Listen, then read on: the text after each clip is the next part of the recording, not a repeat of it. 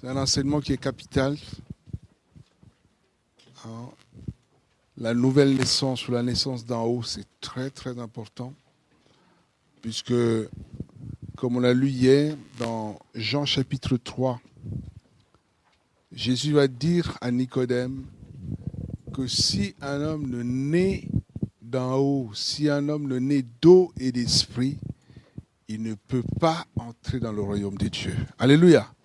Et pourtant, c'est notre priorité. Amen. C'est notre priorité. Voilà pourquoi c'est un enseignement capital. Nous allons le finir rapidement et puis on va passer à autre chose. Amen. Donc, dans tout ce qu'on a vu hier,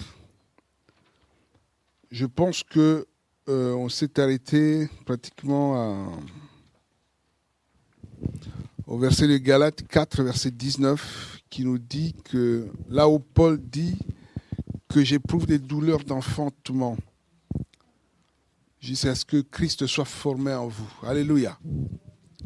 En fait, la nouvelle naissance, c'est le fait que Jésus vienne prendre réellement place dans nos cœurs. Encore une fois, il est question encore de cœur ici, qui est le centre. Parce que la Bible nous dit, comme on l'a vu l'autre jour là-bas, que Dieu, quand il nous regarde, quand il regarde à l'homme, il regarde au cœur. Quand nous regardons à l'aspect extérieur, la beauté physique, la longueur des cheveux, la couleur de peau, tout ce que vous voulez, Dieu lui regarde à l'intérieur de l'homme. Dieu regarde au cœur. Et nous savons que le grand danger dans la vie de l'homme, c'est le péché. Or, tous ces péchés tirent leur source du cœur de l'homme. Voilà pourquoi on avait vu que Dieu, dans sa parole, nous recommande de garder notre cœur précieusement. Gardez votre cœur plus que toute autre chose, parce que de lui sorte la source de la vie. Alléluia. Quand le cœur de l'homme est rempli de la parole de Dieu, quand le cœur de l'homme est rempli de Jésus, c'est Jésus qui est la vie.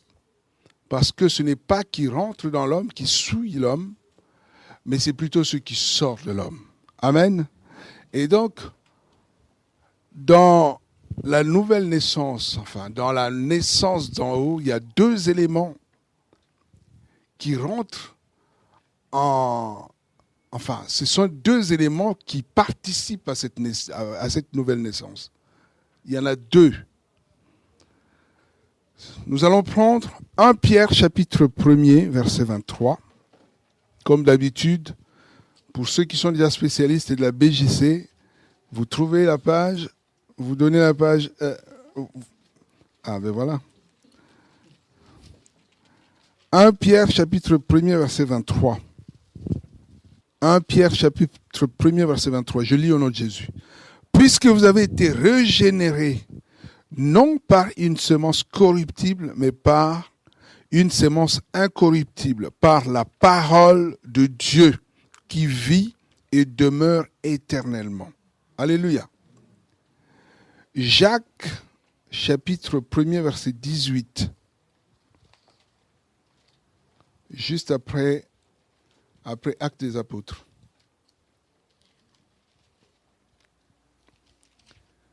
Jacques, chapitre 1er, verset 18. Je lis au nom de Jésus. Il nous a engendrés de sa propre volonté par la parole de la vérité, afin que nous soyons comme les prémices de ses créatures. Amen. On va aller dans 1 Corinthiens chapitre 4. 1 Corinthiens chapitre 4, verset 15. 1097. Je lis au nom de Jésus. Car même si vous aviez 10 000 maîtres en Christ, vous n'avez pourtant pas plusieurs pères, car c'est moi qui vous ai engendré en Jésus-Christ par l'évangile. Alléluia. Avec ces trois passages, nous voyons qu'il y a un élément capital qui rentre dans 1 Corinthiens chapitre 4, verset 15. Il y a un élément capital qui rentre en jeu pour la naissance d'en haut. Nous voyons que c'est la parole de Dieu. Comme dans Romains chapitre 10, verset 17, la Bible dit que la foi vient de ce qu'on entend. Ce qu'on entend vient de la parole de Dieu. Alléluia. Donc, si on veut naître d'en haut, capital, un élément capital, la parole. Puisque si on est complètement branché sur la parole de Dieu, que ce soit dans la méditation personnelle, que ce soit à écouter les prédications, les enseignements qui viennent réellement du Seigneur, ça va susciter la foi. Alléluia. Ça va susciter en nous.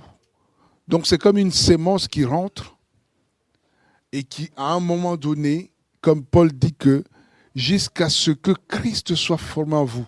Donc cette parole que tu écoutes tous les jours, cette parole sur laquelle tu es branché tous les jours dans la méditation de la parole de Dieu, va engendrer en toi la foi en Jésus. Ça va engendrer en toi la formation de Jésus de Nazareth. En fait, la parole que nous écoutons tous les jours, c'est comme si on écoutait quelqu'un frapper à la porte. Enfin, c'est le Seigneur qui frappe à la porte. À chaque fois que vous écoutez la parole de Dieu, c'est Dieu qui frappe à la porte. Amen. Donc, comme la Bible dit que si tu ouvres ton cœur, il va rentrer. Amen. Et Dieu frappe à la porte de notre cœur par tout ce que Dieu peut. Dieu parle tantôt d'une manière, tantôt d'une autre, comme la Bible nous dit. Amen. Si tu es à chaque fois branché sur autre chose, si tu te mets à écouter tout le temps des paroles d'un certain type ou une certaine catégorie de messages et tout ça, ça va susciter aussi en toi une foi qui ne sera pas une foi chrétienne. Alléluia. La Bible dit que les mauvaises compagnies corrompent les bonnes mœurs. Pourquoi? Le fait de traîner tout le temps avec quelqu'un, ou bien dans un milieu, à fréquenter un milieu donné, mais tout ce que tu entends là-bas, mais ça va finir par t'affecter. Alléluia. On va prendre Psaume chapitre 1er. C'est un passage que j'aime bien aussi. Psaume chapitre 1er, au premier verset. Page 627. Je lis au nom de Jésus. Heureux l'homme qui ne marche pas selon le conseil des méchants et qui ne s'arrête pas sur la voie de pécheurs, qui ne s'assied pas dans l'assemblée des moqueurs, mais qui prend plaisir dans la loi de Yahweh et qui médite sa loi jour et nuit. Il est comme un arbre planté près des ruisseaux d'eau, dans d'autres versions il est marqué courant d'eau, qui rend son fruit en sa saison et dont le feuillage ne se flétrit point. Alléluia. Donc là, il est même question de 3 étapes. Heureux l'homme qui ne marche pas selon le conseil des méchants. Donc là, il est seulement question de conseil. Ça, c'est une étape. Deuxième étape, qui ne s'arrête pas sur la voie des pécheurs. Donc, première étape, c'est écouter simplement comme ça, en passant. Deuxième étape, qui ne s'arrête pas, qui ne s'assied pas, non, qui ne s'arrête pas sur la voie des pécheurs. Quand on s'arrête, c'est encore une étape, un cran au-dessus, c'est-à-dire que au départ, c'était juste de passage, ta parole t'a effleuré, tu as écouté quand même. Mais là, on s'arrête, c'est-à-dire on commence à prendre un certain goût, un certain plaisir. Troisième étape, on ne s'assied pas dans l'assemblée des moqueurs. Là, c'est vraiment un cran au-dessus, quoi. Donc là, on s'assied, une façon de dire qu'on est ensemble, quoi. Alléluia. Là, il est dit, heureux l'homme qui ne marche pas. Et le contraire de heureux, c'est malheur. Alléluia. Donc, quand tu te mets à t'asseoir dans des assemblées de moqueurs, toutes les blasphèmes qu'il peut y avoir, notamment dans les lieux de travail, dans les milieux, tout ça qu'on a fréquenté autrement et tout ça, mais ça va finir par t'affecter. Je donne souvent cet exemple. On se dit qu'on a changé, on est devenu chrétien, on a abandonné les choses d'avant, notamment la musique mondaine. Personnellement, j'ai un type de musique que j'aimais beaucoup quand j'écoutais encore cette musique-là. Et le fait qu'il y a des amis avec qui on a grandi ensemble, on n'est pas ennemis. Il peut arriver que tu te retrouves chez eux, on se retrouve ensemble et tout ça. Faites l'expérience, moi je l'ai constaté. Vous arrivez chez un ami qui est païen ou un proche parent qui est encore païen, vous êtes chez eux. Et tu écoutes, par exemple, moi, pour mon cas, par exemple, j'écoute la musique que j'aimais encore à l'époque. Alléluia, alors que j'ai oublié. Hein. Moi, aujourd'hui, quand je vais même dans une fête et tout ça, j'écoute la musique du monde. Donc, c'est comme si dans ma tête, mon horloge s'est arrêtée à une certaine époque. C'est-à-dire, au-delà, je peux demander, mais c'est quoi? C'est quel chanteur? Une fois, j'avais posé la question à un frère, mais il était presque scandalisé. Il dit, comment tu ne connais pas ça? Tu ne le connais pas? J'ai dit, mais je ne sais pas qui c'est. Mais c'est pas possible. Non, je n'écoute plus. Tu vois? Mais maintenant, si tu te mets à écouter la musique, par exemple, pour mon cas, que j'aimais beaucoup à l'époque, peut-être tu ne vas rien dire. Mais les choses se passent en esprit, en fait, à l'intérieur. Donc c'est vrai que tu n'as plus envie, mais quelque part tu dis. Et le diable en profite pour te faire passer les films de l'époque, tu vois. Et tu vas te surprendre, même sur ton chemin de retour. Tu es dans ta voiture, et puis, même par un petit sifflet, tu vas te surprendre en train de chanter. Alléluia. C'est que la foi, à force d'écouter les choses, ça va produire quelque chose en toi. Autant c'est vrai avec la parole de Dieu, mais autant aussi c'est vrai pour les autres choses aussi. Alléluia. Le fait d'écouter même, regardez un peu dans les lieux de travail et tout ça, je ne sais pas, toutes les bêtises que les amis, les collègues de travail racontent, et tout, tu vois, si tu ne fais pas attention, mais tu peux réagir aussi. Quelque chose peut sortir aussi de ta bouche. Alléluia. Tu vas te rattraper après, mais c'est déjà sorti. Alléluia. Donc, si on veut être protégé par rapport à ça, il faut qu'on ait le bouclier par excellence, c'est la parole de Dieu. Donc, comme dans Psaume, il est dit, dans Psaume 119 qu'on avait vu avant-hier, je serre ta parole dans mon cœur afin de ne pas pécher contre toi. Il faut la serrer dans son cœur. La serrer, c'est-à-dire être complètement focalisé dessus. Ça ne veut pas dire qu'on devienne comme des moines catholiques, s'isoler dans des monastères et tout ça, isolés de tout le monde. Non. Paul va dire que nous sommes encore sur la terre. Alléluia. Puisque même dans nos plus proches parents, il y a aussi des gens qui ne veulent pas encore prier.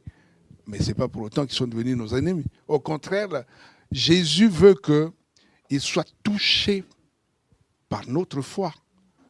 En fait, dans 2 Corinthiens chapitre 3, il est question d'une lettre. C'est-à-dire que nous, chrétiens, nous devons être comme des lettres que le Seigneur envoie aux païens. C'est-à-dire que nos proches parents doivent lire, surtout pour ceux qui sont dans des couples où il y a un des conjoints qui ne prie pas. En général, ce sont les hommes qui ne prient pas. Dans un couple, quand il y a un qui prie souvent, ce sont les femmes qui prient en premier. Le mari fait encore le gros dos. Alléluia. Et pour que le mari soit touché, la Bible nous donne un conseil, il faut qu'on soit une lettre.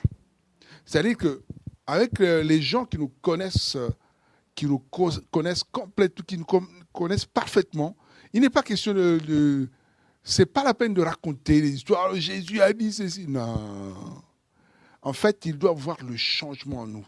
C'est-à-dire notre comportement doit les enseigner. Là où il te connaissait dans ceci, dans cela, il voit le changement. C'est lui-même qui va commencer à témoigner d'abord à gauche et à droite en disant, mais celle-là ou celui-là, je ne sais pas ce qui lui est arrivé, mais je ne le comprends plus. Mais dans le bon sens. Là où il te connaissait colérique, il voit que tu es devenu comme un petit agneau. Alléluia. Il s'attend peut-être là, tu vas t'emporter, mais il te regarde comme ça, rien. Bon, qu'est-ce qui se passe? Est-ce qu'il n'a pas entendu ou quoi? Non, tu as bien entendu, tu as bien vu, mais calme. Alléluia. La paix. Nous devons être des lettres pour les païens. Nous sommes appelés à être des lettres pour le monde. Surtout pour notre entourage. Amen. Donc la parole, c'est quelque chose de capital. C'est la parole qui peut transformer quelqu'un. Alléluia. C'est la parole. Dans les 3 passages qu'on a lus, il y en a d'autres. La parole, c'est capital. En dehors de la parole, il y a également, on va le lire dans Tite, 1166. Alors, le livre de Tite, chapitre 3, verset 5. Je peux commencer au verset 4. Mais quand la bonté de Dieu, notre Seigneur, et son amour envers les hommes ont été manifestés, il nous a sauvés, non par des œuvres de justice que nous aurions faites, mais selon la miséricorde, par le bain de la régénération et le renouvellement du Saint-Esprit. Le mot est lâché, le Saint-Esprit. Amen. Puisqu'en fait, la nouvelle naissance, c'est une régénération. On a vu aussi l'autre jour comment la chute de l'homme, comment le péché dans la vie de l'homme a déformé l'homme, comment la chute dans le péché a déformé le cœur de l'homme. En fait, Jésus est venu restaurer l'homme. Et pour nous restaurer, il veut d'abord que nous puissions mourir avec lui et ressusciter avec lui. Alléluia. Par rapport à ça, si on peut lire Romains chapitre 6, 1126. Romains 6, on peut commencer au verset... On commence au verset 5, excuse-moi. Car si nous sommes devenus une même plante avec lui par la conformité à sa mort, nous le serons aussi par la conformité à sa résurrection. Sachant ceci, que notre vieil homme a été crucifié avec lui, afin que le corps du péché soit détruit et que nous ne servions plus au péché. Car celui qui est mort est libre du péché. Or, si nous sommes morts avec Christ, nous croyons que nous vivrons aussi avec lui. Est-ce que tu peux lire le verset 3 ? Ça va rejoindre un peu le débat, une partie du débat qu'on a eu hier par rapport au baptême. Ne savez-vous pas que nous tous qui avons été baptisés en Jésus-Christ avons été baptisés à sa mort? Continue. Nous avons donc été ensevelis avec lui par le baptême à sa mort, afin que, comme Christ est ressuscité de mort par la gloire du Père, de même nous aussi nous marchons à nouveauté de vie. Alléluia. Voilà, donc, en fait, la Bible est là, dans Romains 6, Paul nous parle même de la symbolique du baptême. Donc la symbolique du baptême, c'est mourir avec Christ et ressusciter avec lui. Et si nous sommes morts avec lui, c'est en fait pour crucifier la chair. On a vu hier que la chair, c'est compliqué. La chair, il ne veut pas de Dieu. La chair ne veut pas obéir à la loi de Dieu. En fait, le fait d'être crucifié avec lui, c'est la chair qui est crucifiée. Donc, pour réduire ce corps, si vous lisez tout le chapitre 6, vous allez voir que Paul fait la démonstration que, en crucifiant la chair, il rend en même temps la chair impuissante par rapport au péché, puisque La substance de la chair, c'est le péché. Il se nourrit de la chair, du péché, la chair. Le corps physique aime bien le péché. En fait, en acceptant le Seigneur va clouer il va faire mourir la chair pour la rendre impuissante, pour que l'esprit domine. Puisqu'en nous, il y a la chair et l'esprit. Et Romains 7, dont j'ai parlé hier souvent, c'est la lutte qui est entre l'esprit et la chair. Et en fait, dans ce combat, souvent, c'est la chair qui prend le dessus. Amen. Parce que... Ça va commencer. Vas-y, parce qu'aujourd'hui, il faut qu'on finisse ça. Pourquoi vas-y. On vient de dire que la chair est crucifiée. Donc, si elle est crucifiée, comment parfois elle peut dominer sur l'esprit? Si elle est là... J'ai dit que la chair domine sur l'esprit quand on n'est pas encore crucifié, justement. Quand on n'a pas encore accepté le Seigneur, quand le Seigneur ne règne pas encore totalement dans notre vie. Et puis, le fait qu'on voit des chrétiens souvent tomber, puisqu'il y a chrétiens et chrétiens, il y a des chrétiens qui acceptent le Seigneur, mais jusqu'à un certain niveau. C'est-à-dire qu'ils continuent à garder certains aspects de leur vie qu'ils gardent pour eux. Tu vois? Mais quelqu'un qui se donne totalement à Christ, qui est réellement converti. Comme Paul pouvait dire que si je vis, ce n'est plus moi qui vis. Quelqu'un de comme ça, c'est Christ qui règne. Paul dit dans Galates chapitre 2, verset 20, si je vis, ce n'est plus moi qui vis. Et quand on étudie la vie de Paul, tu verras que ce n'est pas le Paul d'avant. Un Paul complètement transformé. Ce qui fait que lorsqu'il est arrêté à Jérusalem, il va demander la parole, il va dire, mais moi je suis né et j'ai grandi ici à Jérusalem. Bon, comme il était déjà un peu avancé déjà en âge, il dit qu'il y a des anciens qui sont là, qui me connaissent. Et par rapport à ce que vous défendez là aujourd'hui, mais j'étais plus avancé que vous. Moi, j'ai persécuté même l'Église. Mais si je suis devenu ce que je suis, c'est parce qu'il y a quelque chose qui s'est passé. Tu vois? Il va faire la démonstration en expliquant les choses. Et donc, le changement de Paul était un changement radical. C'est vrai qu'il avait reçu la grâce. Hein? C'est la grâce qu'il a eue de la part du Seigneur. Transformation radicale, ma femme. C'est un exemple qui est cité dans la Bible, mais il y a plein d'autres aussi qui vivent les mêmes genres d'expériences. Hein? Il y a des gens vraiment qui sont transformés. Comme j'ai donné l'exemple des témoignages qu'on a eus là, par exemple, par rapport aux réunions. Vous êtes venus par rapport aux réunions des réveils, mais je pense que pendant les réunions des réveils, il y a eu des témoignages, notamment 2, qui m'ont marqué. Hein? Il y en a un jeune homme qui est venu de la Suède, et il y en a un autre qui a vécu 14 ans avec des faux papiers. Tu vois? C'était sa vie quand même. Et le fait d'avoir été touché, non, il n'avait plus rien à perdre. Il s'est dit, bon, advienne que pourra. Pour lui, quoi qu'il lui arrive, la priorité pour lui, c'était le Seigneur. Tu vois? Il se dit que bon, je peux être condamné par les hommes, on peut faire tout ce qu'ils veulent. Moi, ce que je veux, je préfère avoir des problèmes avec des hommes, mais pas avec Dieu. Ça, c'est quelqu'un qui est réellement touché par le Seigneur. En tout cas, quand tu vois un témoignage comme ça, enfin, c'est vrai que c'est Dieu qui regarde au cœur. Hein. Mais nous, humainement, on regarde aux fruits. Nous sommes tous de la même nature que lui.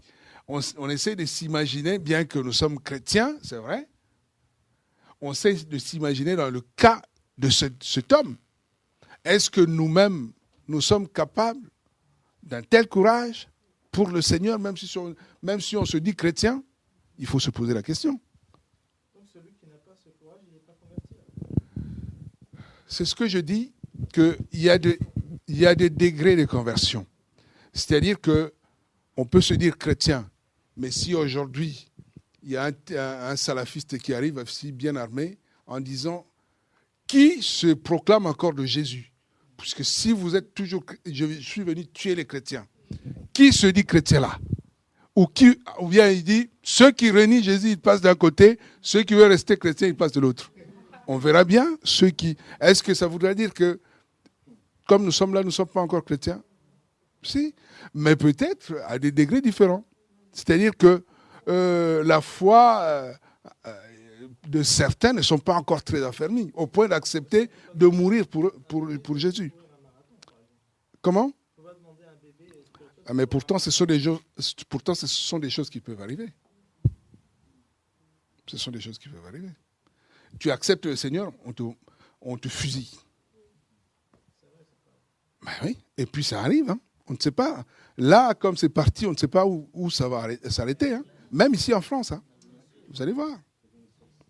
Donc voilà pourquoi il est question de pouvoir s'armer, hein, de grandir dans la foi, puisque ce que Dieu nous attend de nous, c'est ça. De grandir dans la foi, de comprendre que il faut qu'on atteigne. Paul va dire que soyez mes imitateurs. Il veut que nous atteignions le niveau que lui, il avait atteint. Au point de dire que ma vie ne compte même pas pour le Seigneur. Enfin, ne compte même pas pourvu que je plaise à mon Dieu. Paul pouvait dire ça. Il dit que la mort m'est un gain. Est-ce que tous nous sommes capables de dire ça? Ça ne veut pas dire que nous ne sommes pas tous chrétiens, mais peut-être il y a un temps d'évolution dans la foi pour certains. Tu vois? Mais peut-être il y en a d'autres qui vont s'arrêter en cours de route, ils vont reculer. C'est possible aussi. Oui, ça aussi. Voilà. Pour ceux qui ont ce temps d'évolution, une conversion progressive, ça veut dire qu'ils n'ont pas reçu le Saint-Esprit tant qu'ils ne sont pas... Non, j'ai dit que, même hier, c'est le débat avec lequel on a fini hier, pour dire que quand on se convertit nouvellement, on est encore bébé. Si on meurt sur place, on est sauvé. Mais au fil du temps, on est appelé à grandir. Que ce soit dans la connaissance, dans toute la vie chrétienne, on est appelé à grandir. Maintenant, au bout de quelques temps, si on n'a pas grandi, ça devient un problème. Ça devient un handicap. Et on a vu hier que quelqu'un qui continue à rester bébé, mais un bébé, il fait des bêtises. Quand il est bébé, il n'est pas responsable. On lui excuse tout. Mais quand on a un certain âge, eh ben, tu fais une bêtise, tu es punissable. En fonction de la maturité ou de la connaissance que tu as. Tu comprends? Puisque pour Dieu, un enfant de 10 ans, notamment par rapport à l'école, il doit être peut-être à je ne sais pas quel niveau d'études. Mais tu es encore en maternelle. Il y a un souci. Tu vois? Donc il y a un problème. C'est pas compréhensible. Mais Dieu seul connaît. Le jugement, c'est l'affaire de Dieu. Tu comprends? Mais par contre, c'est pour ça que toutes ces formations que nous recevons aujourd'hui, c'est pour nous amener un peu à grandir. Ça sert à ça. C'est bien de poser des questions. C'est vrai que quand on vient dans la vie chrétienne, il y a plein de questions qui peuvent... On a été formaté d'une certaine manière et tout ça. Et puis quand on découvre des choses, c'est normal de se poser des questions. Moi, j'ai eu aussi des questions pour lesquelles j'ai mis du temps à comprendre. Enfin, à saisir. Tu comprends? J'ai été élevé à l'église catholique, enfin, avec la doctrine catholique et tout ça. Donc, il y a des choses, quand j'entendais, notamment les frères avec qui je partageais la parole, je pouvais écouter, je comprends, mais quand je vais méditer ma parole tout seul, il y a des problèmes qui surgissent encore. Je reviens à charge. C'est normal. Tu vois? Mais maintenant, il faut qu'on ne soit pas braqué. Il faut vraiment quand on a compris, on a compris. Tu comprends? Hein? Parce qu'il y a des gens qui discutent, il est braqué dans sa position, donc, tu vois? Comme les musulmans, ils se disent, non, moi je suis comme ça, je ne peux pas changer parce que depuis des générations, c'est comme ça, c'est comme ça. Non. Tu vois? Maintenant, c'est l'esprit qui convainc de toutes les façons. Tu comprends? Peut-être on peut discuter là, on peut avoir mal compris là, mais tout ce qu'on entend, c'est des sémences qui rentrent en nous, que Dieu fera fructifier en son temps, quoi. Tu comprends? Même, il y a des sujets, même quand je suis arrivé dans ce ministère, la première fois, j'ai rencontré l'apôtre sur un certain nombre de points que je voulais discuter avec lui. Il y a des points que je voulais discuter avec lui, et puis à certains points, bon, on s'est séparés en queue de poisson parce que bon, je n'étais pas vraiment convaincu. Mais le Seigneur lui-même a commencé à m'enseigner sur certains points. C'est-à-dire qu'il remontait en moi des versets bibliques, des passages bibliques que je lisais et puis qui m'éclairaient beaucoup plus et tout ça. Tu vois? Dieu aussi nous enseigne, tu vois. On peut écouter par les frères, par les sœurs, mais également nous-mêmes, Dieu continue à nous parler, tu vois. Il y a des choses qui s'éclaircissent au fil du temps. Amen. Donc, je ne sais même plus où est-ce que j'étais. Alors, voilà. Donc, j'étais sur le point de dire, notamment la foi, donc la parole, et les Saint-Esprit. Le Saint-Esprit est là pour nous amener, notamment dans le titre qu'on a lu, à nous guider en fait. Tu comprends? Donc il y a les deux éléments, la parole de Dieu et il y a l'Esprit de Dieu. Donc, ce sont deux éléments indissociables pour grandir spirituellement. D'abord pour naître de nouveau. Hein, grandir, on met encore de côté pour l'instant. Donc, deux éléments capitaux. Si on est seulement dans la parole, pas l'esprit, il y a un problème.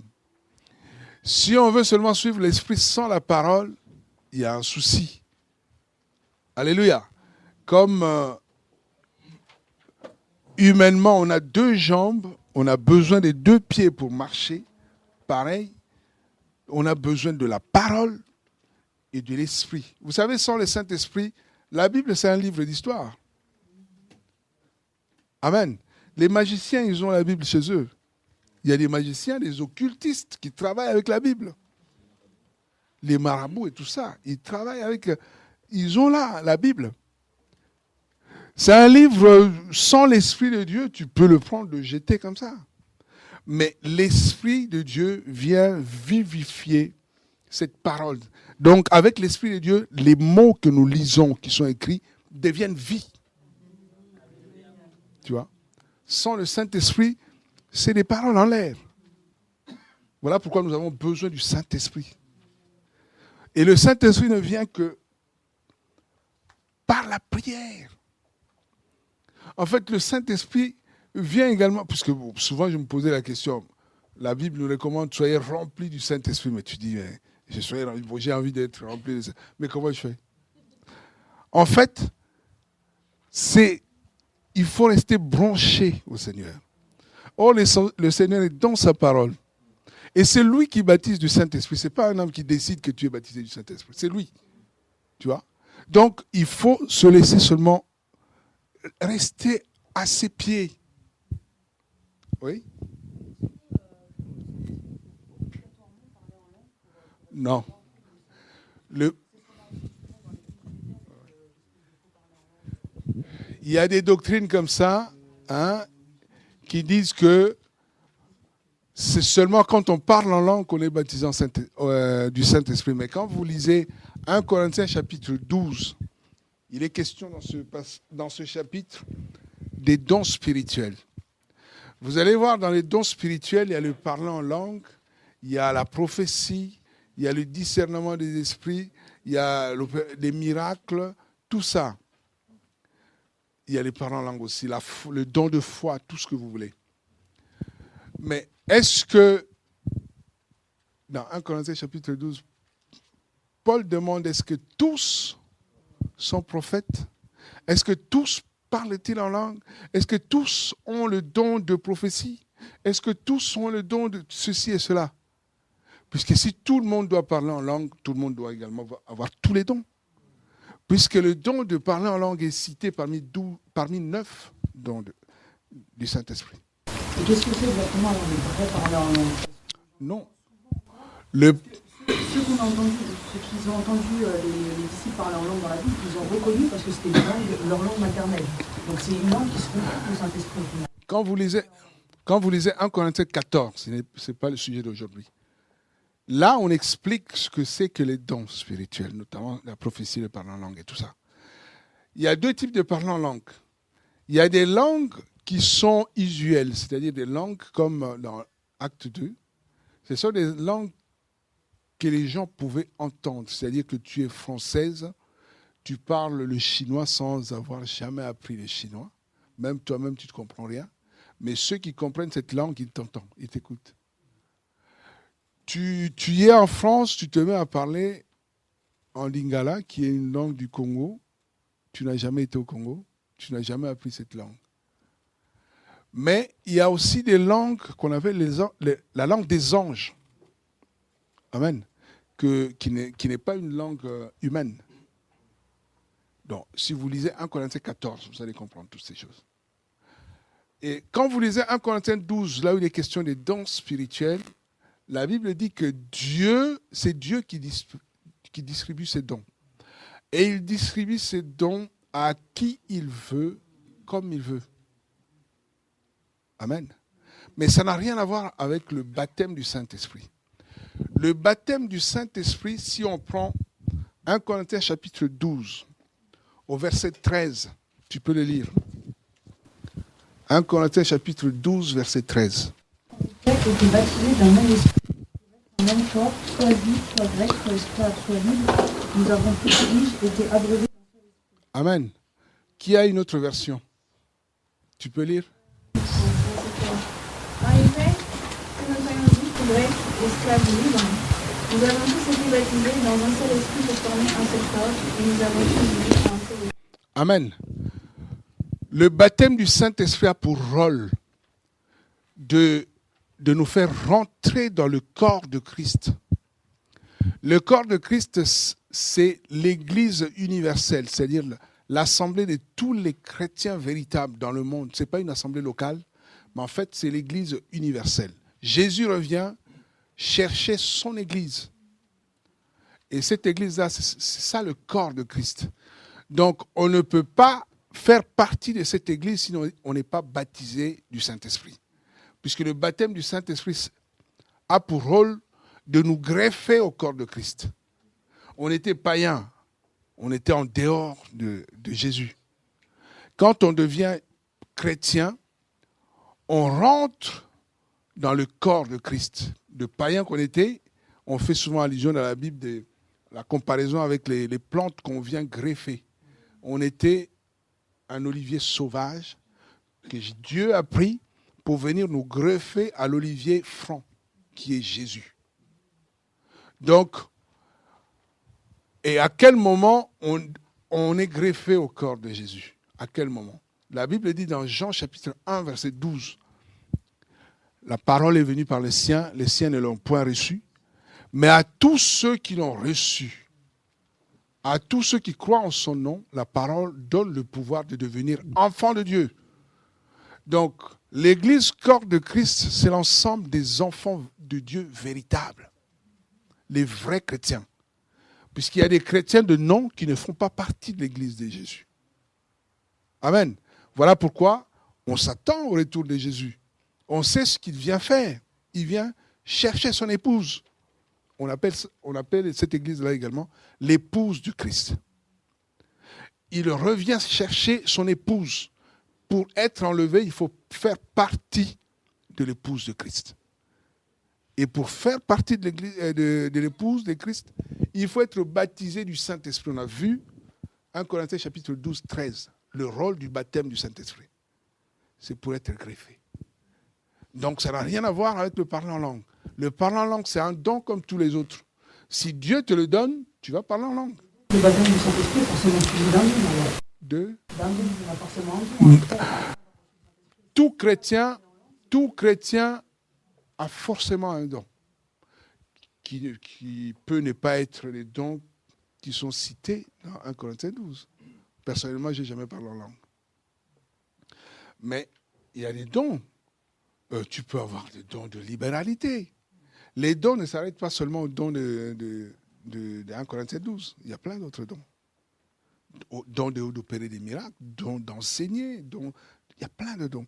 Tout chrétien, déjà même pour enseigner, ou bien pour prêcher la parole de Dieu, ce n'est pas réservé seulement aux pasteurs ou aux anciens, tout ça. Tout chrétien doit prêcher la parole de Dieu. Mais prêcher la parole de Dieu ne veut pas forcément être devant une foule. Non. Quand tu es dans la rue ou au travail ou dans ta famille, tu exhortes ton frère, ta soeur, ton collègue de travail ou quelqu'un que tu croises dans la rue. Tu prêches la parole de Dieu. Je dis souvent que c'est même ça la meilleure façon de prêcher. Puisque souvent, les grands prédicateurs, ils viennent faire la démonstration de la connaissance. On ne pose même pas des questions. Parfois, tu poses 2 questions, il est coincé. Mais notamment si je suis en face de mon frère, là, c'est sûr que tu vas être bombardé, ça il faut le savoir. Alors, quand tu as quelqu'un en face à qui tu partages la parole de Dieu, mais là tu auras des questions, il va falloir répondre à ces questions. Amen. Et pour pouvoir répondre un tant soit peu, il faut quand même ne fût-ce qu'un tout petit peu de connaissance. Tu vois? Bon, c'est vrai que quand on accepte le Seigneur nouvellement avec le zèle, parfois avec 2 petits versets, de toute façon, c'est pas la démonstration qui convainc, non. C'est pas la démonstration de la connaissance, non. Quelqu'un qui est rempli de l'esprit, hein, rien qu'un petit verset, même parfois un chant, c'est l'esprit qui va te toucher. Puisque la parole que tu sors, quand elle est accompagnée de la puissance de l'esprit, mais c'est l'esprit qui fait tout. Tu peux, même pour les parents qui ont des enfants qui veulent les emmener au Seigneur et tout ça, tu peux beau crier, tu peux punir. Peut-être il va venir en faisant semblant, mais son cœur ne sera jamais touché. Tu vois? Mais quand l'esprit touche, voilà pourquoi ce n'est pas la peine de forcer même les enfants et tout ça. Il faut prier. C'est le Seigneur qui fait. Tu comprends? C'est le Seigneur qui fait. Alléluia. Oui. Il y a des gens dont Dieu a disposé le cœur à pouvoir avoir pas forcément finance, mais donc la compassion, si tu veux, de libéralité, c'est-à-dire de pouvoir donner. Que ce soit les finances, que ce soit des biens, tout ça. De vouloir aider les autres. Mais souvent, il y a des pasteurs dans la cupidité, ils se limitent seulement à l'aspect financier, quoi, parce que eux, c'est l'argent qui les intéresse. Amen. Oui. C'est une question que les gens me posent souvent. Ils disent, bon, des fois, ils sont chez eux, bon, et ils prient, mais à cette personne, ils ne veulent pas prier. Et soit le pasteur leur dit, ben, si cela, ils ne prient pas, ils font des ouvertures sur des portes, et l'ennemi passe pour affaiblir les autres. Alors, je peux expliquer un peu. Je n'ai pas vraiment bien saisi. C'est-à-dire, il dit, supposons vous êtes dans une maison, vous priez, et puis soit il y a une personne ou 2 personnes qui ne prient pas. Donc, et il dit des fois que ces personnes qui ne prient pas, donc c'est des portes ouvertes que l'ennemi utilise pour affaiblir les autres. Mais maintenant, si c'est votre propre enfant qui est dans ce cas-là, tu vas le chasser de la maison? Puisque tu peux l'entraîner de force, il va te suivre pour te faire plaisir. C'est pas comme ça que ça se passe. Puisque ceux qui trouvent ces arguments-là, c'est pour vouloir chasser les autres, soit des visiteurs ou les proches parents qui viennent chez eux. Ils trouvent un prétexte pour pouvoir les chasser. Et puis il y a des doctrines comme ça qui trouvent la sorcellerie partout. Donc quand tu n'es pas, même si tu pries ailleurs, tu es sorcier forcément. Donc maintenant, ce qui est le plus important, c'est que tu sois réellement dans le Seigneur. Puisque la sorcellerie ou le satanisme, il y en a partout. Mais quand je regarde, souvent, quand vous regardez un peu ce monde, aujourd'hui avec Internet, essayez de voir, mais le monde est pollué, pas seulement avec les produits chimiques et tout ça. Même le satanisme, mais ça bat son plein. Ce qu'il faut savoir, c'est que nous vivons dans un monde. Nous avons lu l'histoire de Sodome et Gomorrhe et tout ça. Nous avons lu l'histoire de l'époque de Noé. Mais on vit de loin pire. De loin, alors très loin. Il ne nous arrive même pas à la cheville. Nous sommes très loin dans le péché. Tu vois? Nous qui sommes africains, quand vous allez un peu en Afrique et tout ça, dans les petits villages, mais vous voyez la sorcellerie, même nous, quand on était jeunes, on n'a jamais connu ça comme ça. Jamais. La sorcellerie, comme même des petits-enfants. Impossible. Au point que quand vous regardez, vous vous dites, mais comment? Mais c'est comme si nous autres, on est passés par les mailles du filet pour ne pas avoir été attrapés depuis que nous sommes nés avec toutes ces sorcelleries. Est-ce que Le Seigneur a voilé les yeux à tous ces sorciers-là de ne pas nous voir, même dans nos propres familles ou comment? Tu vois? C'est terrible. Mais c'est la grâce du Seigneur. Hein?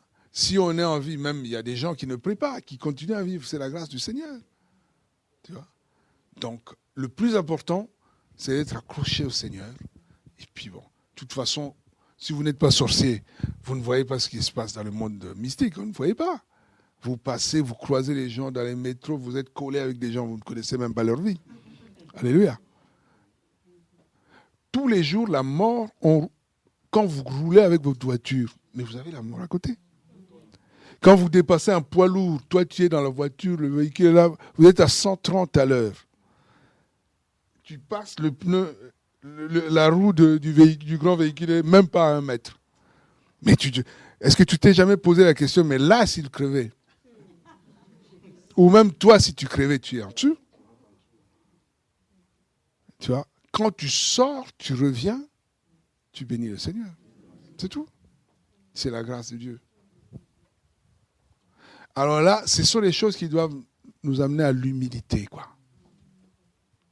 À l'humilité. Les avions, on les prend tous les jours, mais vous voyez, dans l'avion, vous avez un pilote qui a des envies suicidaires. Tu vois un peu comment ça finit? Il y a même pas, on ne peut même pas retrouver un corps. Donc, pulvérisé. Tu vois? Pulvérisé. Je ne sais même pas, les familles, qu'est-ce qu'ils vont enterrer? Ils vont enterrer de la poussière.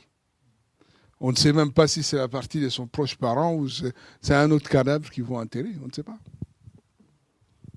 C'est ça. Voilà pourquoi on doit chercher à s'accrocher au Seigneur. Simplement.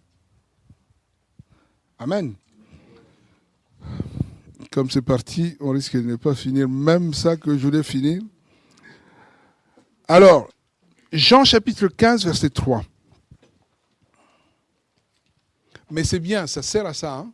N'hésitez pas, c'est des débats comme ça qui nous aident un peu à mieux comprendre les choses.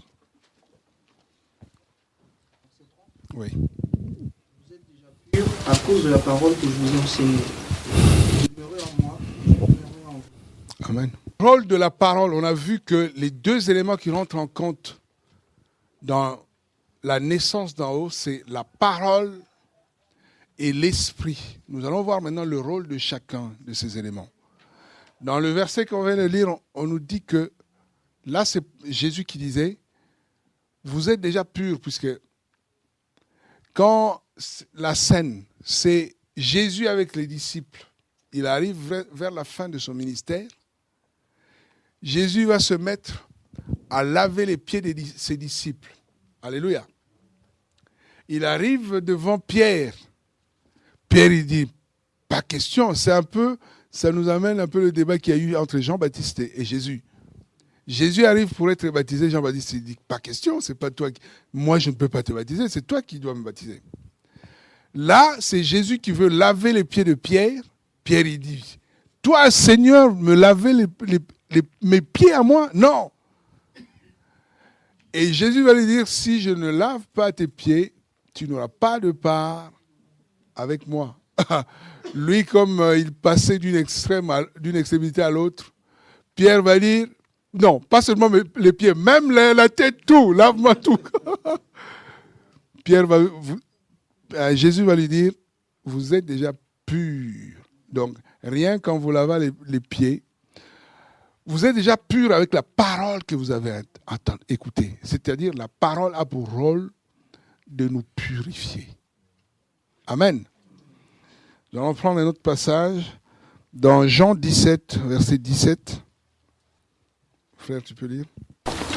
La parole mon Seigneur, sanctifie-les par ta vérité. Ta parole est la vérité. Amen. Et puis on va prendre Éphésiens chapitre 5, versets 25 et 26. Alors, page 1143. Tu peux lire, mon frère. Et Non. Marie, aimez vos femmes, comme Christ a aimé l'Église, et s'est livré lui-même pour elle, afin de la sanctifier en la purifiant et en la lavant par l'eau de la parole. Amen. afin de faire paraître devant lui cette église glorieuse, sans tache, ni ride, ni rien de semblable. Amen. Alléluia. Donc la Bible dit que Jésus a lavé l'Église avec l'eau de la parole pour la faire paraître devant Dieu sans ride. Alléluia. Sans tache, ni rien de semblable. Donc le rôle de la parole, c'est de nous purifier. La Bible compare la parole de Dieu comme, il la compare à de l'eau. Le rôle de l'eau, à part le fait de boire, c'est de nous laver. On se lave avec l'eau. Donc, la parole de Dieu vient pour nous nettoyer. Alléluia. Puisqu'on doit paraître devant le Seigneur ce jour-là, sans tache, ni ride, ni rien de semblable. 1 Corinthiens 6, versets 9 et 10. La Bible dit que rien de souillé ne pourra rentrer dans le royaume de Dieu. Or, tous sont péchés et sont privés de la parole de Dieu. C'est que nous sommes nés dans la boue. Nous sommes nés pécheurs. Et la seule chose qui peut nous nettoyer de toute cette saleté, c'est la parole de Dieu. C'est le rôle de la parole de Dieu. Alléluia. Et la parole de Dieu, c'est les Écritures, c'est en même temps Jésus. La parole de Dieu, c'est Jésus. Jésus, c'est la parole de Dieu. La parole de Dieu, c'est, regarde, ce livre, depuis Genèse jusqu'à Apocalypse, c'est la parole de Dieu. En même temps, quand vous allez dans Apocalypse 19, hein, tu peux le prendre. Ou bien prends Jean chapitre 1er. Tu peux lire au commencement, depuis le commencement, du début. Au commencement était la parole, et la parole était avec Dieu, et la parole était Dieu. Elle était au commencement avec Dieu. Continue. Toutes choses ont été faites par elle, et rien de ce qui a été fait n'a été fait sans elle. Oui. En elle était la vie, et la vie était la lumière des hommes.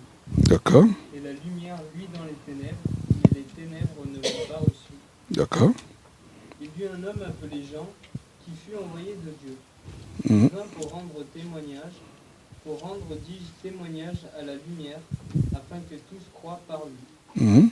Il n'était pas la lumière, mais il était envoyé pour rendre témoignage à la lumière. Verset 9.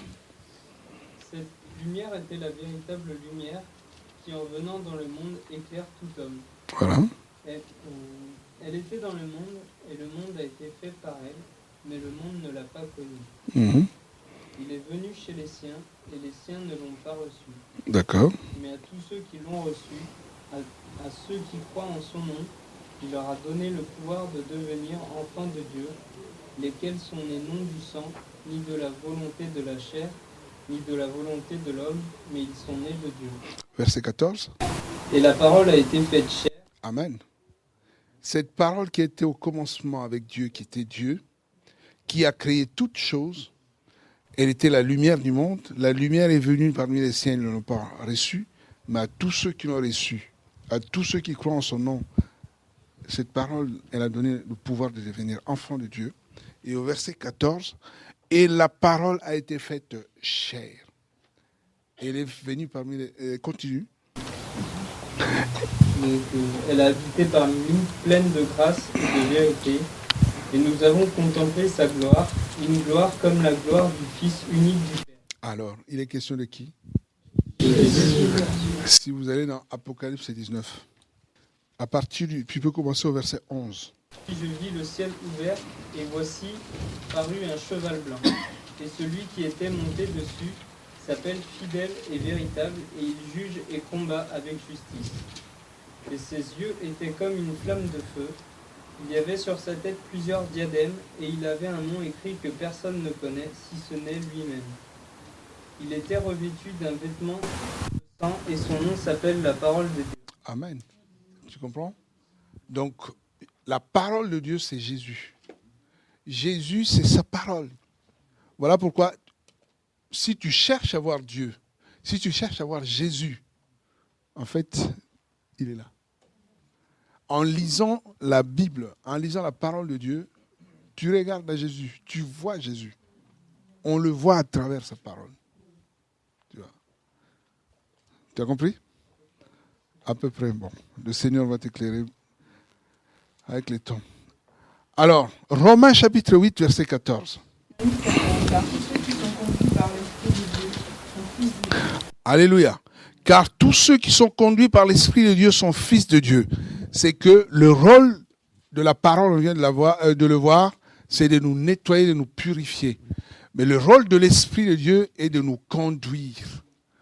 L'Esprit que je vous enverrai, il vous conduira dans toute la vérité. Alléluia.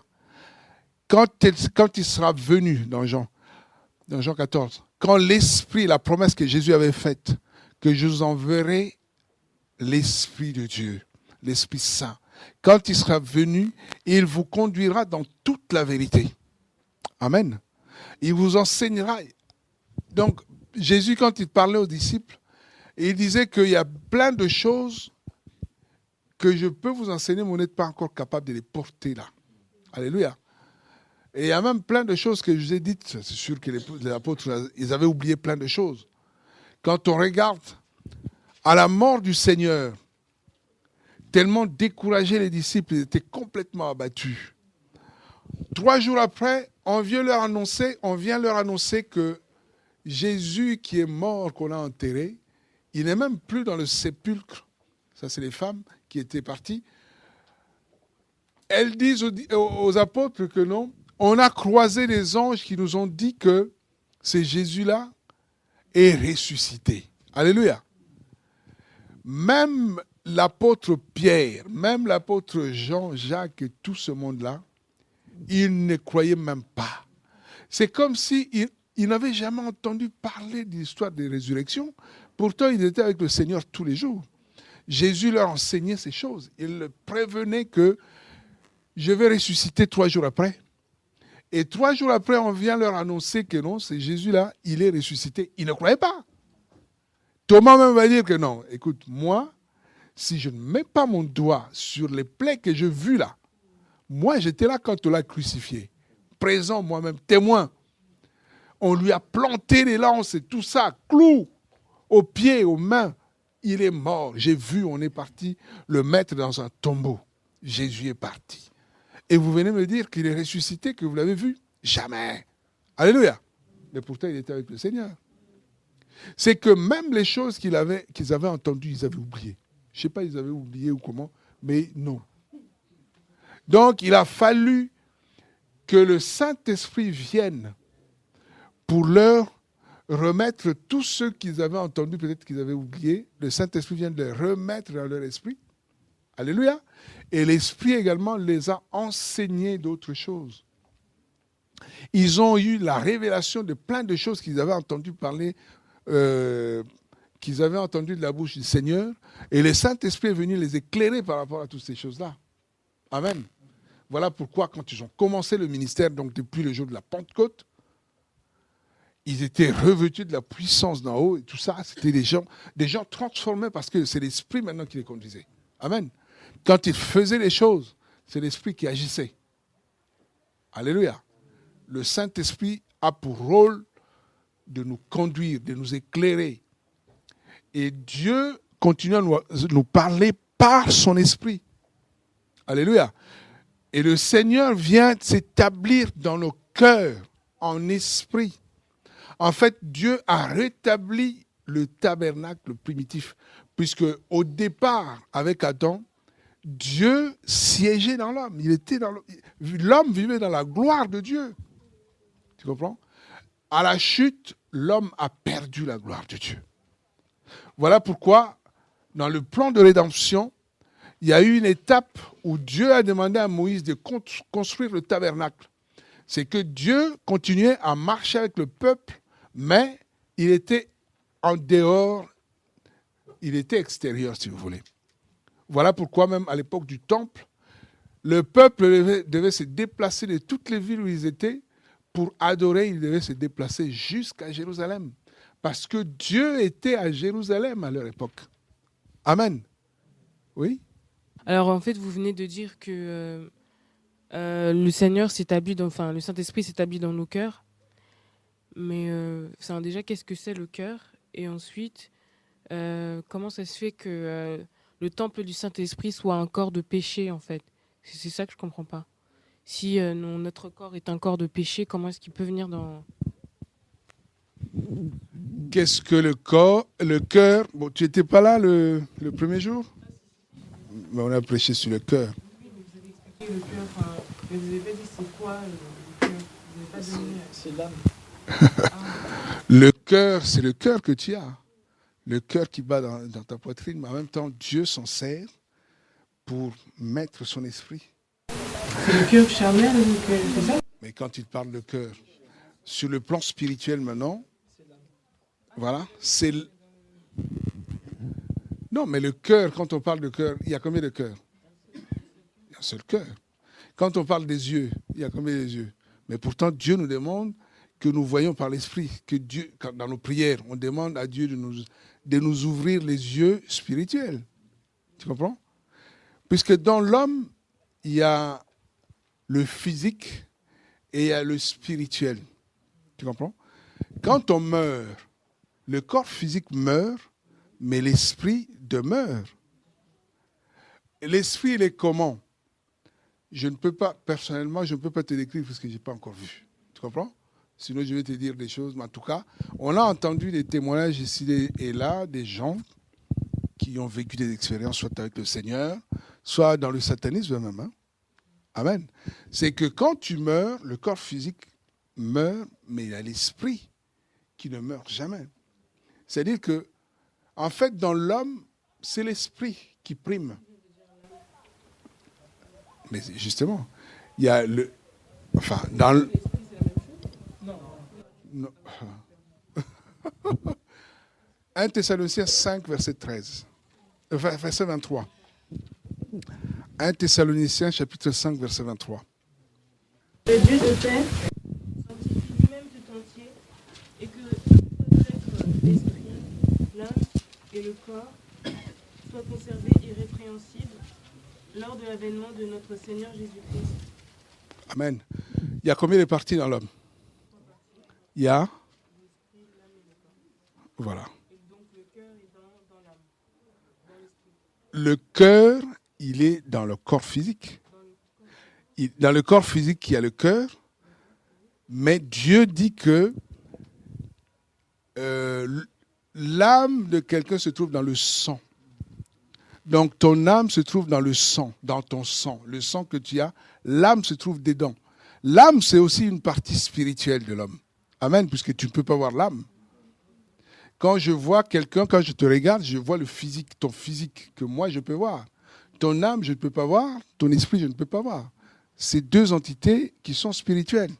Bon, je ne peux pas vous décrire comment c'est. Je ne peux pas vous dire, sinon je vais vous mentir. Moi, je n'ai jamais vu. Amen. Mais Dieu dit que, est-ce que quand vous aimez quelqu'un, vous aimez avec quoi? Pourquoi tu dis ça?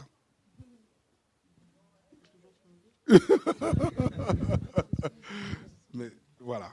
Donc, il y a des choses, par exemple, les sentiments, les émotions et tout ça, c'est lié à l'âme. L'âme se trouve dans le sang. Or, vous savez que le cœur, c'est le cerveau, le pivot, le moteur du sang. Ceux qui gèrent le sang dans le corps humain, c'est le cœur. Puisque le cœur envoie le sang partout dans tout le corps. Donc le sang, quand il a parcouru tout son parcours, il doit revenir dans le cœur. Il va être purifié. Je sais pas. Bon, moi, je ne suis pas scientifique. Hein. Je ne suis pas médecin. Il y a un processus qui se passe. Le sang parcourt tout le corps. Il revient dans le cœur. Il reçoit l'oxygène, les poumons, je ne sais pas quoi. Il revient dans le cœur va le pomper pour l'envoyer encore, ainsi de suite. C'est comme ça que le cycle se passe. Mais l'âme de quelqu'un se trouve dans le sang. Or, le sang, quand on parle du sang, on voit le cœur. C'est le cœur qui gère le problème du sang dans le corps. L'esprit, bon, je peux dire que l'esprit, c'est un peu plus l'intellect. Hein, l'esprit, tu vois. Mais je risque de raconter des bêtises, puisque je ne suis pas spécialiste dans ces choses-là. Amen. Mais quand nous rentrons dans le domaine spirituel tel qu'on voit là, on voit que le cœur de l'homme, la Bible nous dit que de lui proviennent les sources de la vie. Et la Bible nous dit que Dieu s'établit dans nos cœurs par son esprit. Alors ne me demande pas comment ça se passe, ça je ne sais pas. C'est-à-dire dans notre cœur, pas genre notre cœur physique, mais dans notre âme. Dans l'âme, l'esprit. De toute façon, tout est lié. Dieu est esprit. Donc ne pense pas qu'il viendra et il s'établit une petite chambre dans ton cœur. Non, il est esprit. Hein? Dieu, il n'a pas de matière. Il passe à travers le mur et tout ça. Mais il dit qu'il vient s'établir dans ton cœur. Ne me demande pas ce que ça veut dire. Moi, je raconte, je dis ce que la Bible me dit. Amen. Ne me demande pas ça. On dit que le cœur, c'est le siège des sentiments. C'est ce que j'ai dit. Là où il y a tous les désirs. C'est ce que j'ai dit. Et l'esprit, c'est la pensée. Donc, en fait, il veut changer peut-être nos sentiments. Oui, parce que vous voulez dire qu'on a un cœur de pierre, c'est ce qui fait qu'on a, par exemple... insensible à la parole de Dieu. C'est la Bible qui nous l'a dit. Il va changer nos cœurs, le cœur de pierre, il va nous mettre un cœur de chair. La pierre, c'est une matière morte. Mais la chair, c'est une matière qui vit. Tu comprends? Et la Bible dit que quand tu as un cœur de pierre, tu es insensible. Les satanistes, Satan n'a pas de sentiments. Satan n'aime pas. Tu comprends? Donc quelqu'un qui travaille pour Satan, c'est pareil. Tu vois? Donc c'est les gens qui n'ont ni cœur ni foi, comme on dit. La méchanceté, tout ça. Mais quelqu'un qui a un cœur de chair, c'est un cœur qui est sensible. Dieu est amour. Tu vois? Tu ne vas pas aller canarder les gens dans la rue comme ça. Tu vois? Quand tu vois les bêtises que les jeunes de la cité font, tu te dis, mais c'est des hommes ou des humains? Tu vois? Et la Bible les appelle homme-animal. Tu te demandes, mais comment quelqu'un de sensé peut faire telle chose, par exemple? C'est des bêtises que même un enfant ne fera pas. Mais tu verras que c'est des adultes qui font des choses comme ça. Alors, on se demande, c'est quel cœur ils ont? Ça, c'est le langage courant. Tu vois? Mais la Bible dit que quelqu'un qui n'a pas Christ, c'est un homme animal. C'est-à-dire, tu vois, quand je suis arrivé en Europe, une des choses qui m'a choqué, par exemple, de voir, par exemple, que dans les métros, dans les places publiques, que ce soit les jeunes, les adultes, il n'y a même pas question d'âge, des gens, donc, à la limite, s'ils ne commençaient même pas à coucher dans la rue. Tu vois? Ça, c'est un choc pour les gens qui viennent des autres cultures, quoi. C'est un choc. Mais comment ça se fait? Le respect des personnes plus âgées. J'arrive, je vois dans le métro un petit jeune qui insulte un vieillard et tout ça, mais tu dis, mais c'est comment ça? Tu comprends pas. Et donc, quelqu'un qui n'a pas Christ, il vit c'est comme des bêtes, quoi. Un animal n'a pas honte de faire l'amour, par exemple. Il n'a pas honte. La notion de honte n'existait pas chez les animaux, ça n'existait pas. Mais ce qui différencie une bête avec un humain, c'est cette notion-là de dignité, de respect, de honte, même la honte. Hein? Tu ne peux pas faire telle chose parce que tu vas te sentir un peu humilié. C'est ça, c'est des sentiments comme ça qui différencient. Voilà pourquoi la Bible dit des gens qui n'ont pas Christ, que ce sont des hommes animaux.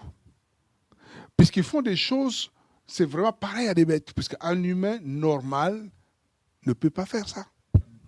Mais comment on fait pour protéger son cœur concrètement? La Bible nous dit pour protéger son cœur, celui qui peut protéger notre cœur, c'est Dieu. Voilà pourquoi le verset de Proverbe 83, la Bible dit, garde ton cœur plus que tout. Et dans Psaume 119, je serre ta parole dans mon cœur afin de ne pas pécher. Donc si tu ne veux pas pécher, il faut que ton cœur soit rempli de la parole de Dieu. Et la parole de Dieu, c'est la source de vie, c'est la vie.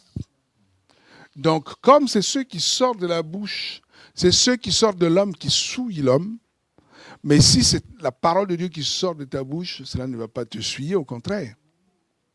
Et les personnes qui vont t'écouter, toi, tu seras comme une source de vie pour eux. Puisque la parole qui sortira de ta bouche, comme c'est la parole de Dieu, va communiquer la vie à ceux qui t'écoutent. Tu comprends? Donc, la seule manière de garder ton cœur plus que tout, de protéger ton cœur, c'est que la parole soit remplie dedans. Puisque si la parole n'est pas remplie, c'est l'ennemi qui va la remplir. Et tout ce qui est péché, comme on a lu l'autre jour, ce sont les péchés qui vont remplir ton cœur. Et ces péchés vont te pousser toujours à aller commettre ces péchés-là. Que ce soit dans les paroles, que ce soit dans les actes. Ça sera la chair qui va dominer.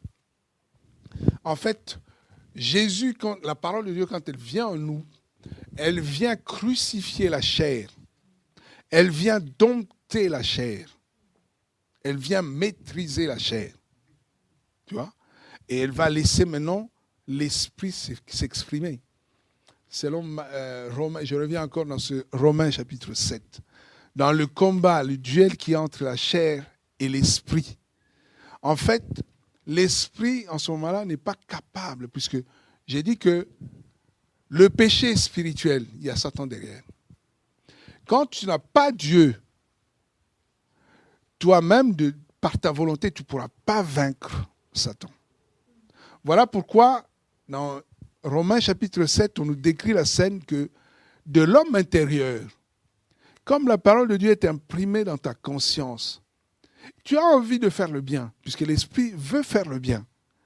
Mais comme il y a l'ennemi qui gère la chair, et toi tu es tout seul, l'ennemi est plus puissant que toi sans Jésus. Donc tu seras toujours dominé par la puissance qui gère ta chair. Tu comprends? Et ce qui va faire que, bien que tu veuilles faire le bien, tu vas te surprendre en train de faire le mal, alors que tu ne voudrais pas faire ce mal-là. En fait, tu deviens esclave. Donc tu es colonisé par la chair. Tu es colonisé par celui qui gère ta chair, qui est Satan ou un démon. Tu vois? Et donc le seul à pouvoir te délivrer de ça, c'est seulement Jésus. C'est la parole de Dieu. Tu comprends? Quand la parole vient en toi, elle vient crucifier la chair. Elle vient chasser toutes ces dominations qui gèrent ta chair. Et là, l'esprit pourra s'exprimer avec l'aide du Seigneur. Est-ce qu'on comprend? Tu as fait des petits, mon frère.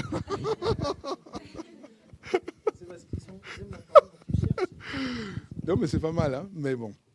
Le problème, c'est que, bon, aujourd'hui, on ne pourra pas finir. Mais continue. On peut quand même considérer que Paul, à un moment de sa vie, il a quand même crucifié, que le Seigneur a crucifié sa chair. Donc, mais alors pourquoi est-ce qu'il dit, que je ne fais pas le bien, je ne fais pas le bien que je veux, je fais...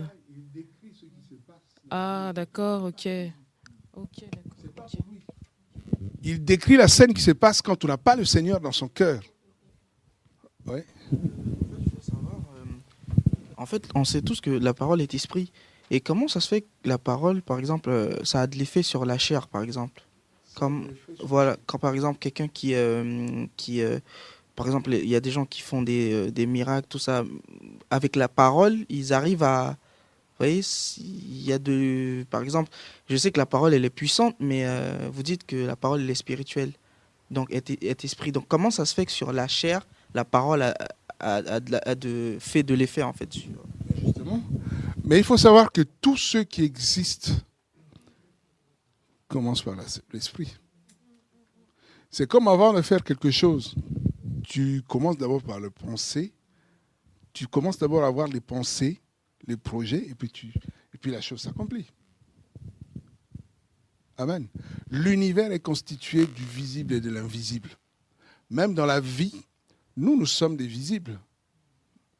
Mais il y a aussi l'invisible, notamment le monde spirituel. Les anges, les démons sont des esprits, on ne les voit pas. Tu comprends? Donc, mais dans l'homme, il y a également une part de l'esprit. Enfin, l'homme est constitué d'une partie de l'esprit et du physique. Encore une question? Amen. On va essayer d'avancer, mais là, c'est... Bon. Romains chapitre 12, verset 2. La Bible dit « Et ne vous conformez pas au siècle présent, mais soyez transformés par le renouvellement de votre entendement, afin que vous éprouviez quelle est la volonté de Dieu, ce qui est bon, agréable et parfait. » Alléluia. Donc, dans la nouvelle naissance, notre intelligence est renouvelée. La régénération. Alléluia. Puisque quand le Seigneur vient dans notre vie, il vient avec son caractère. Il vient avec sa nature. Alléluia. Quand le Seigneur vient dans notre vie, donc en fait, on a vu hier à la fin que naître d'en haut n'est autre chose que Jésus-Christ qui vient de naître en toi. Et le souci de Dieu, le but de Dieu, c'est que tu puisses atteindre la stature parfaite de Christ. Que tu puisses atteindre la stature de Paul notamment. Alléluia. De pouvoir dire que ce n'est plus toi qui vis. Et si ce n'est plus toi qui vis, si c'est Jésus qui vit en toi, c'est que même ton intelligence doit être renouvelée. Ta manière de penser doit être renouvelée. La manière de voir les choses doit être renouvelée. Amen. Puisque quand c'est Jésus qui vit en toi, voilà pourquoi quelqu'un comme Paul, un homme comme toi et moi, mais rempli de la présence de Dieu en lui, quand il dit une chose, c'est Dieu qui a dit, c'est Dieu qui a parlé. Quand il a écrit une lettre, nous lisons ces lettres comme des épîtres, comme la parole de Dieu. Mais c'est un homme qui a écrit la lettre. Mais c'est un homme qui est régénéré. Ce n'est plus un homme qui, du passé, enfin de l'époque avant. Non, c'est un homme rempli de la présence de Dieu. Voilà pourquoi, quand il donne un ordre à un esprit démoniaque, les démons obéissent. Parce qu'au travers de Paul, il voit celui qui est derrière. Amen. On ne chasse pas les démons par nous-mêmes. Alléluia. C'est comme un policier dans un pays. Regardez un peu les malfrats. Ils sont baraqués, bien armés, tout ce que vous voulez. Mais les policiers ne sont pas forcément plus puissants, plus forts qu'eux. Non.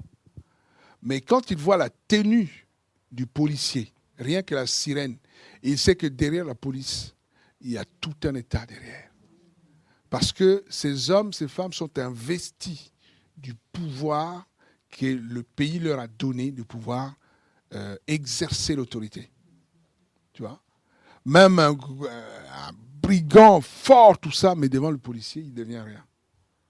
C'est parce qu'il voit la tenue de la personne. Voilà pourquoi il y a une expérience dans Actes des Apôtres où il y a eu 7 fils de Séva. Il y a 3 jeunes hommes qui ont vu Paul agir, chasser les démons. Amen. Ils ont dit, nous aussi on peut essayer. Alléluia. Donc ils ont voulu délivrer un démoniaque. Ils vont lui dire, au nom du Dieu que Paul prêche. Alléluia. Les démons vont dire, oui, nous connaissons qui est Jésus, nous savons qui est Paul, mais vous, qui êtes-vous? Et donc, les démons, la Bible nous dit que ces démons ont maîtrisé ces 3 jeunes hommes au point qu'ils ont couru nus. Hein. Alléluia. Les démons se trouvaient dans une seule personne. Eux, ils étaient 3. Mais les démons ont maîtrisé ces 3 jeunes hommes. Il a déchiré leurs vêtements, ils ont fui nus, ridiculisés. Ils étaient plus nombreux, mais comme ils n'avaient pas le mandat de Dieu. En fait, quand nous sommes remplis de la présence de Dieu, nous avons le mandat de Dieu. Donc quand tu agis, Dieu, c'est le créateur de toutes choses. De tout esprit, il est le Dieu de tout esprit. Donc quand tu parles au nom de Jésus, mais les démons nous voient, ils nous connaissent. Ils reconnaissent si nous avons le mandat ou pas. Si tu n'as pas le mandat, toi, les voyous de la cité viennent braquer ou je ne sais pas quoi. Toi, un simple passant va intervenir et tu verras ce qui va t'arriver. Parce qu'en toi, ils ne reconnaissent aucune autorité. Mais quand ils entendent la sirène, tu vas voir comment ils vont détaler avec leurs armes. Parce qu'ils voient l'autorité. Amen.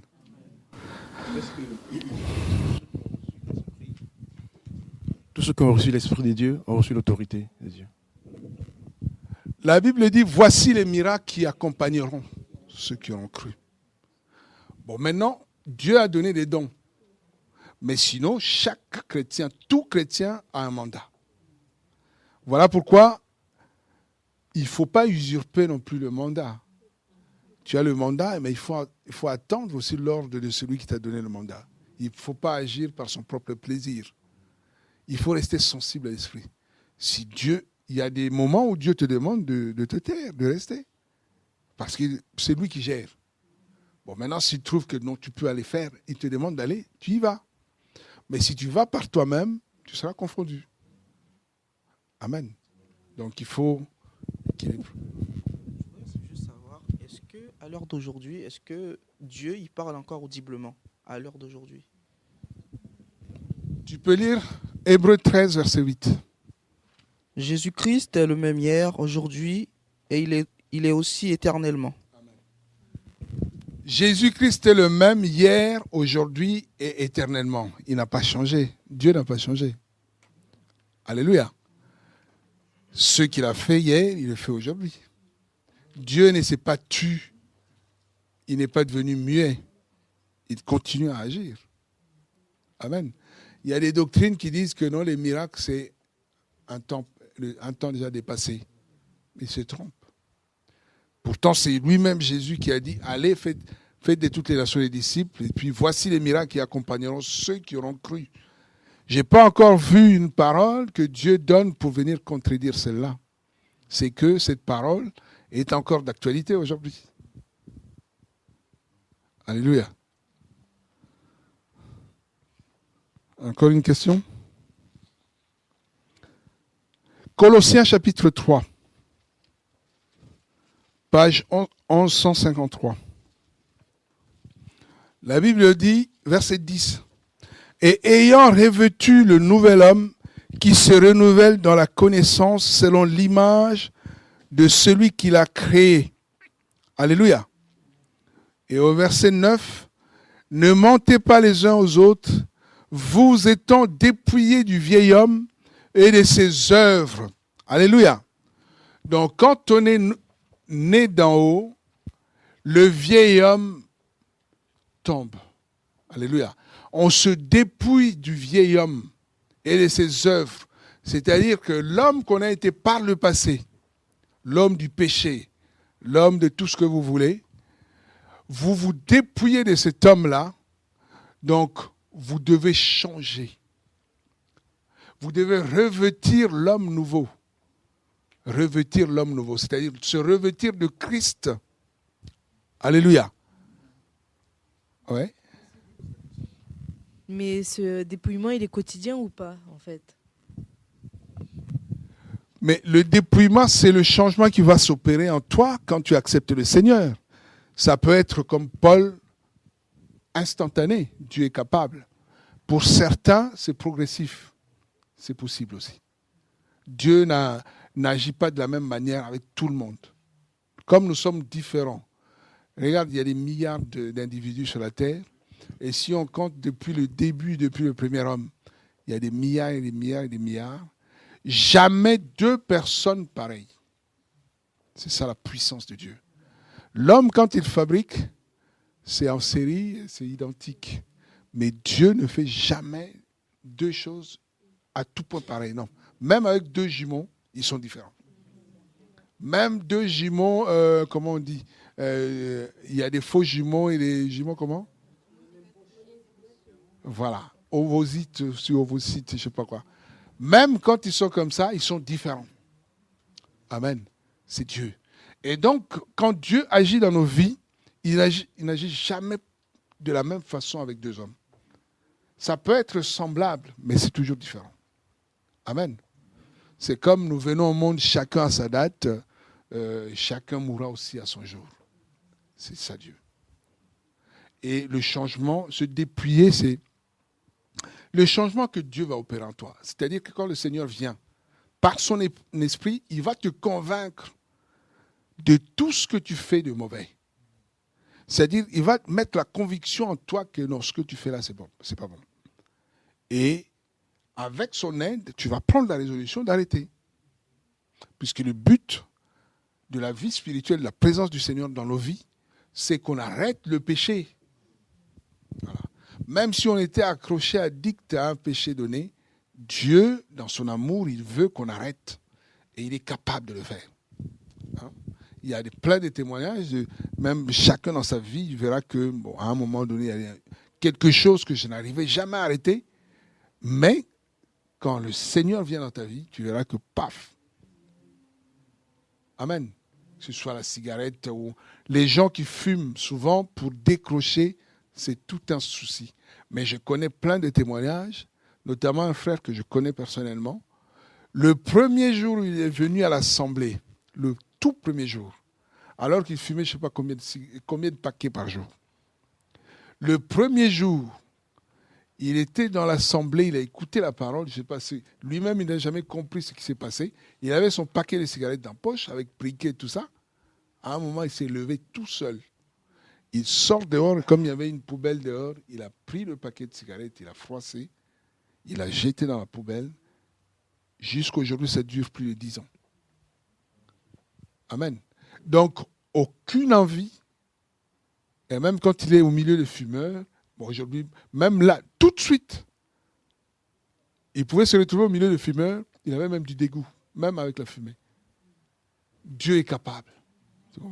Maintenant, il l'a fait pour lui. Pour certains, il peut agir autrement. Tu comprends? C'est possible. Ne dis pas que, bon, comme il avait agi comme ça, il fallait aussi comme ça pour moi. Non. Dieu fait ce qu'il veut. Il est souverain. Amen. Est-ce que c'est aussi nos caractères? Mais bien sûr. Mais l'homme, un homme ou une femme est constitué de... Qu'est-ce qui te caractérise? C'est ton caractère, à part le physique, la figure et tout ça. Mais il y a aussi le caractère. Hein? Il y a aussi le comportement. Et toutes ces choses, Dieu va les nettoyer petit à petit pour que tu puisses tendre vers la perfection. Tendre vers... La perfection n'est pas de ce monde, ça c'est vrai. Le seul à être parfait, c'est Dieu. Mais ce que Dieu veut, c'est que nous puissions nous perfectionner de jour en jour, de gloire en gloire, de succès en succès. Donc chaque jour, on doit se perfectionner. On doit se sanctifier toujours davantage. Tu vois? Que celui qui se suit encore, mais celui qui se sanctifie encore. Donc, on ne va pas dire que non, là, je suis arrivé. Non. On va arrêter le jour de sa mort. Parce que tant qu'on vit, on aura toujours des choses à perfectionner. Amen.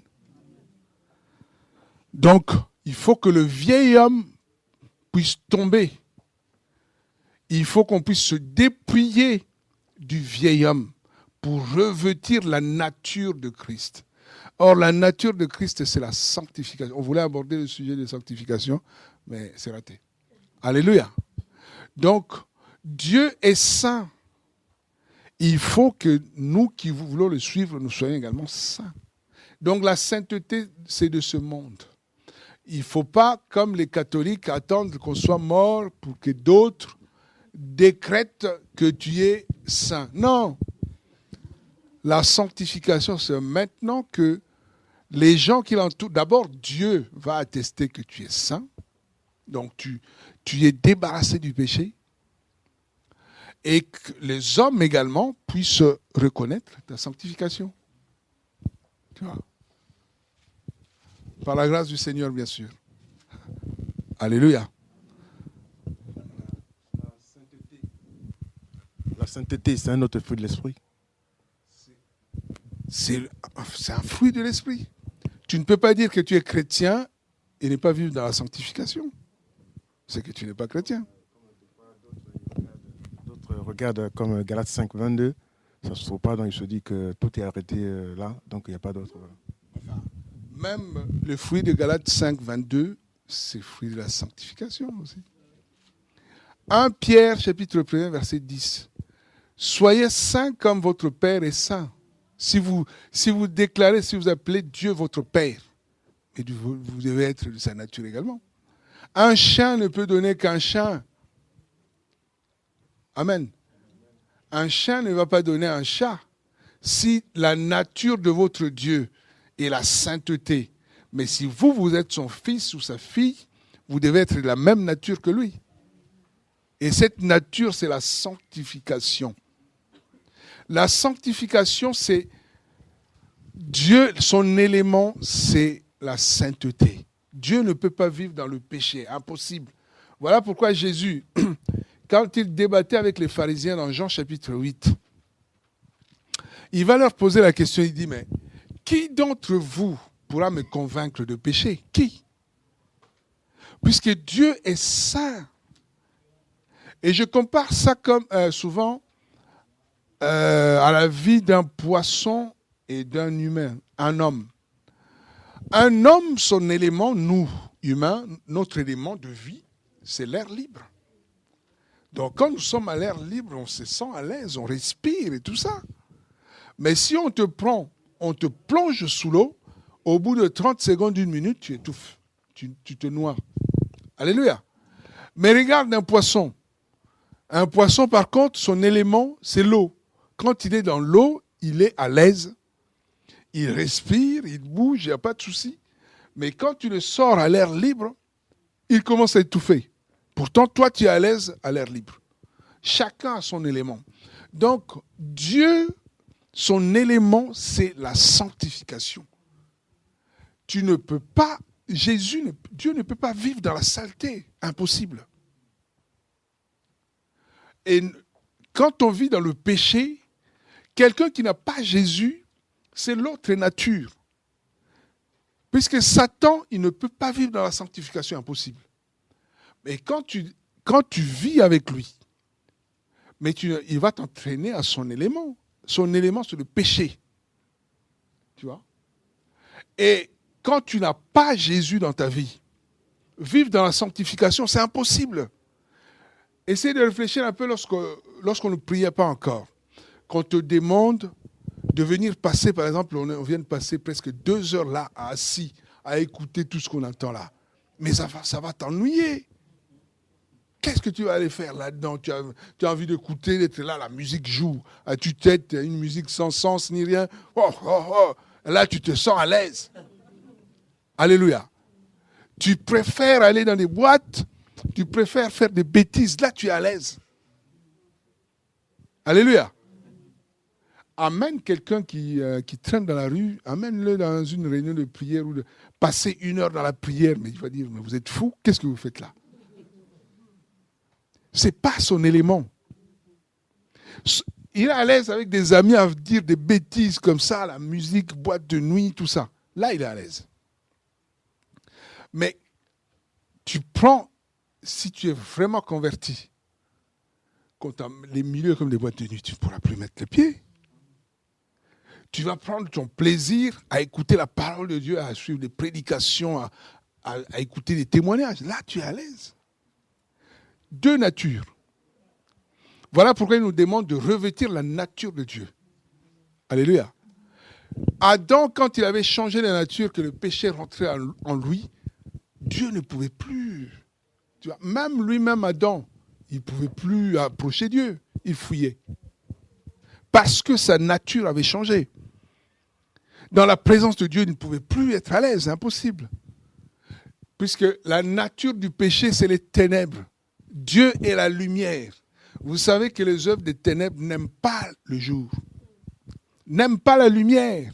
C'est comme des cafards. Quand vous mettez la lumière, pouf, chacun son chemin. Mais dans l'obscurité, là, ils sont à l'aise. C'est ça. Et la Bible nous dit qu'il n'y a pas de rapport entre la lumière et les ténèbres. Impossible. Dieu est la lumière.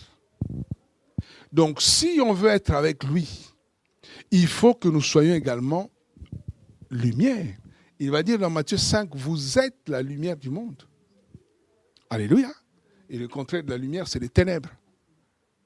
Satan, ses œuvres sont dans les ténèbres.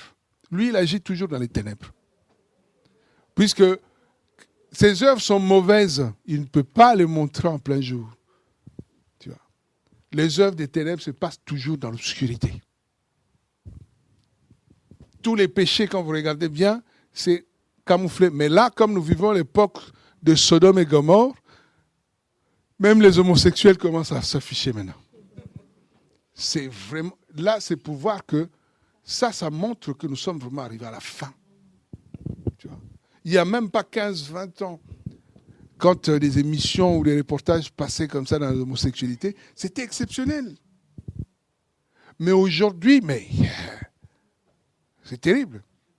C'est même devenu tendance pour la jeunesse, puisque ce sont les stars maintenant qui s'affichent dedans. Tout ce qui est vedette musique, vedette dans la couture, tous, ils sont dedans. Tous les grands noms, les grands journalistes que tu entends là, ils sont dedans. Donc du coup, ils deviennent des modèles. Les jeunes commencent maintenant à être attirés par ça. Tu vois, nous sommes à la fin.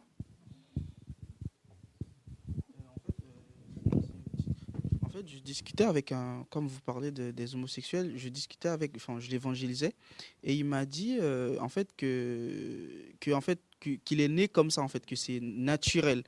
Et il m'a dit c'est Dieu, concrètement, qui l'a créé comme ça. Parce qu'il m'a dit depuis qu'il est sorti du ventre de sa mère, il est comme ça et voilà. Mais c'est une possession démoniaque. Ce sont les démons qui les habitent pour les pousser à ces choses-là. C'est des perversions. Les démons puissants. Dans les délivrances, c'est des démons costauds, hein, l'homosexualité là. Romains chapitre 1er, verset 2. Romains chapitre 2, pardon. Tu vois? Donc ça, c'est l'époque que nous vivons. Tu vois? Donc nous vivons en même temps une époque exceptionnelle, puisque peut-être de notre génération, nous verrons le retour du Seigneur, la fin de temps. Et la Bible dit que même les prophètes de l'ancienne alliance qui ont prophétisé, ils ont sondé les Écritures pour essayer de comprendre quelle serait l'époque où ces choses-là arriveraient. Même les anges désirent plonger leur regard dedans. C'est l'époque à laquelle nous vivons. Tu vois? Donc il faut vraiment qu'on se prépare, quoi. Qu'on se range du bon côté déjà, puisque on ne sait pas demain ou après-demain. Mais il nous prévient qu'il revient comme un voleur dans la nuit. Alléluia. Si pendant ce temps-là, tu avais trébuché un tout petit peu, puis alors là. Alléluia. Mon Dieu. Je dois arrêter là. Je crois qu'au temps de Sodome et Gomorrhe, l'homosexualité existait, puisque les anges qui étaient entrés, ils ont voulu les violer. Mais bien sûr, il est dit dans la Bible que ces hommes qui sont venus, qui sont rentrés chez Lot, les hommes du quartier ou de la ville ont menacé Lot. Ils étaient à la porte demandant qu'on leur sorte ces gens-là pour qu'ils les connaissent. C'est l'homosexualité. Alléluia. En tout cas, nous allons prier. Seigneur Jésus, je bénis encore ton nom. Merci encore pour cette grâce que tu nous fais, Seigneur mon Dieu, ce jour. Pour ce temps que nous venons de passer dans ta parole, Seigneur Jésus.